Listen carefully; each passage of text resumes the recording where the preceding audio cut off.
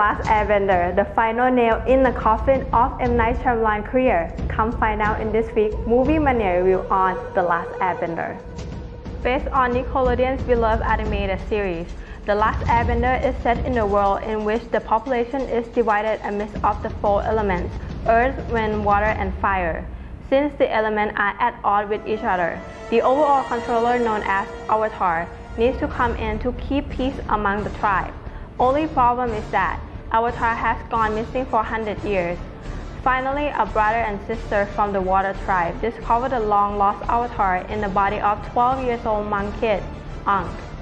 In general, it is difficult to condense over 8 hours worth of animated material into 2 hours of movies. The convoluted plot written by Shyamalan is in your face and rushed.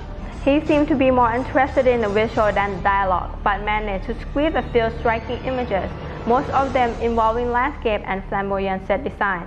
There are strong special effects and action sequences which are fluid and vivid.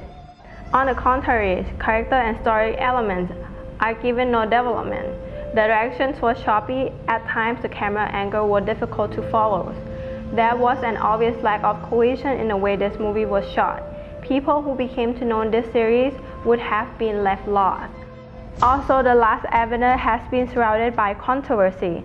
The casting choices has caused accusation of racism to be leveled. Noah Linger in the leading role is still learning how to act, but his martial arts skill is intimidating. Dev Patel of Slumdog Millionaire did a decent job, but nothing to write home about. To make the matter worse, many of the characters have new pronunciation of their names.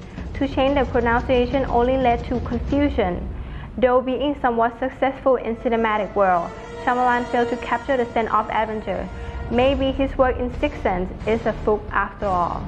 We give The Last Airbender 2 stars. Next week we will cover the badass action film of Hollywood headliners, The Expendables. Until next time, thank you for watching.